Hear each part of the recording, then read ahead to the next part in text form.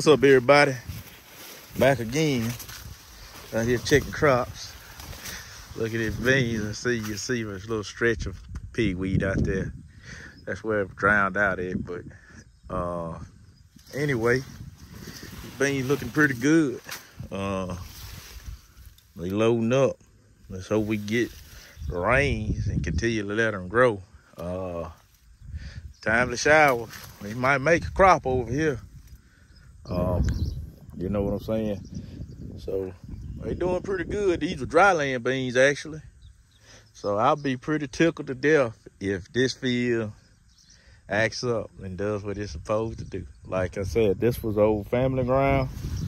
And yeah, you can see they loaded from the top to bottom. So, you know, it's good to have a 40 of this.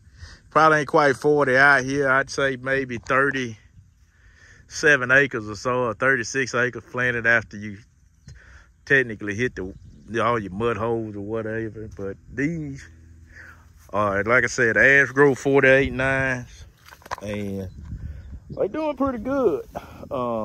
Can't complain. I just hope we continue to get rain that can see them through. Because the thing is about them is that, you know, you never know what you might get as far as how the weather kind of comes out. But I think they fairly clean, like I said, other than that little strip right there and there. But, you know, I can't complain. Look good. So, anyway, I'm going to continue to make my little crop tour and crop circle, and we're going to go look at some other stuff. So, all right. Talk to y'all in a few. All right, so I think we planted this field back in June. Looking pretty good. Wish it was a little further along, but the thing about this field is that, let me get out the sun so I can talk to y'all. The thing about this field is that this field is very finicky. Like, it has moisture still in it. And this field right here will make a crop. But the thing about it, you're gonna work this field when it get ready. When it wanna be worked is when it's gonna be worked. So like, the thing about it is like, it is basically, it's got a lot of gumbo in it. And so I've learned a few lessons about it, as in that when you if you work it up too wet, then it'll basically get cloddy on you. And so your planter won't put the seed down like it's supposed to. And then if you work it up too dry, then it's just dry. And everybody that know gumbo knows that gumbo is kind of like, it'll be wet the day, dry here in another 20, 30 minutes. So this field, actually, when we worked it up, it was wet. And I ain't gonna say wet, but it still had a lot of moisture in it. And so this field we hadn't got actually to be able to make a crop on in the last 2 years. And I would think that was just kind of learning how to farm it.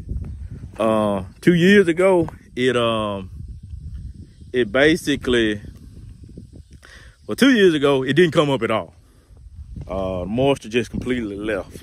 It was hot as Hades out here that day, and it just didn't do what it's supposed to do. Last year, it rained, and we lost a lot. Like you can see down here, if I can show y'all. You see down there that it's like water back in out of them woods over there, and you'll lose a lot of this field. And so anyway, I'm super proud of this field this year. This is some more of our family land, and you know, I'm just happy that it decided to come to work. So again, wipe that off. Again, you know, this is pretty good. I mean, they're a little late, but an amazing stand. Not a big high dollar planter. Basically a Frankenstein 7340. And so no vacuum. And look at this thing. That's a planter for you. That's why I use a planter. I don't prefer to use a drill. Planters give you a good stand. And so we go from there. But like I said, they wasn't planted as early as the May beans. But I got some May beans that don't even have a stand like this. I mean, they got a good stand, but when you got strong ground gonna do what it's supposed to do. So, yeah, all right. Well, I'm gonna check out of here. I'm gonna learn to hold this phone one day. So, these are beans over by the shop. I talked about, we got a few more fields, but I'm gonna wait to show y'all them. They just dry land field, a regular dry land field. They do pretty good, but these are big fields. So and that's the other dry land field, what I just showed y'all. But this is the irrigated field. It's doing pretty good. The thing about this field, we put potash under. These also are Agro 48 9s. They were planted around the first week of June, and they seem to be doing pretty good. This is going to be irrigated, so I still got to put poly pipe out on it. And my whole thing is that I also try to utilize as much rainwater that I can utilize. The more rainwater I can utilize, the more money I can save. So we've been getting rains, and I try to hold out, because what I've noticed, if you got moisture, then you good. And you don't want to get to a situation where you lose your moisture and you're trying to water to get moisture back. So we've got some rain in the forecast here for the next few days. Hold up. I saw the lens was 30. So we got some rain in the forecast for the next few days. And so what I'm going to try to do is hope that we pray that we get that rain. And if we get that rain, then that'll push them on over a few more for another week. But I'm going to get my pipe out sometime here in the next few days. And so that way we can just kind of, actually water on demand when we need to.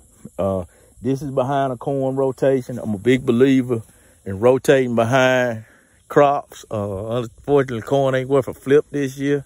But like I said, it's looking pretty decent as far as the 3 fields that I really need to come to work. Our biggest fields, they all look stout. I got one other irrigated field that if it, it come to work, it need to be sprayed and cleaned up. And so we'll get it sprayed and get it cleaned up and looking real nice. And I can get some water underneath it. And, it might do something this year. Unfortunately, bean prices have been falling. And so things ain't as, it ain't going to be as a lucrative year possibly as it could have been in the past with bean prices up. But still, things look pretty good. I'm pretty proud of this field. And this is the thing about farming, is that when you have these situations like this, and you put all this work in, and if stuff start kind of looking like this, it's worth it. I mean, all the painstaking stuff about, you're paying your notes and all of that stuff, and, working and busting your butt to get to this point. This is the point that I love to be at, where I can just sit back and watch it grow. And, like I said, we got some beans in kind of all stages. We got early beans. We got kind of early beans. We got a little bit later beans, but I think things are going to work itself out.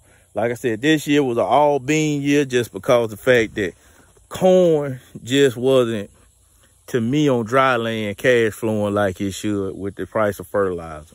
So it just really wasn't worth it. So next year, actually, rice will be over here next year.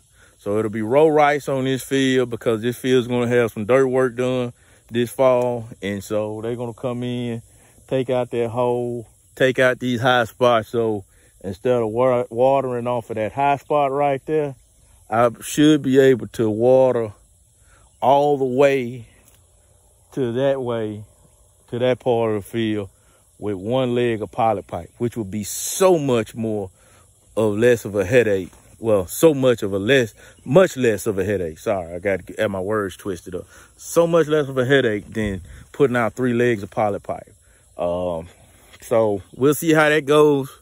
See if we can get this thing, and I'll try to get it floated and leveled up next year. But yeah, this is going to be row rice, and I might have another 20 acres of row rice, but I just got to see how that well performs this year. As far as I've learned some lessons. It was a well we put down last year. Learned some lessons about it last year, that it just ain't as powerful as the well over here on this field. So I'm going to try to go with a smaller pipe, smaller holes. I know y'all going to say use pipe planter.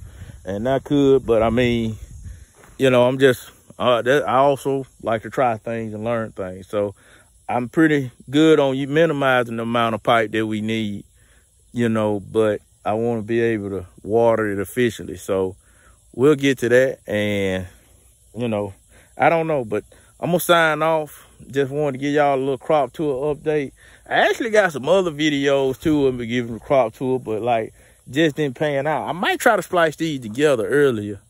And, you know, that way y'all can kind of see the progression of things, how it went, and that footage don't go to waste. But, you know, anyway, I'll holler at y'all later.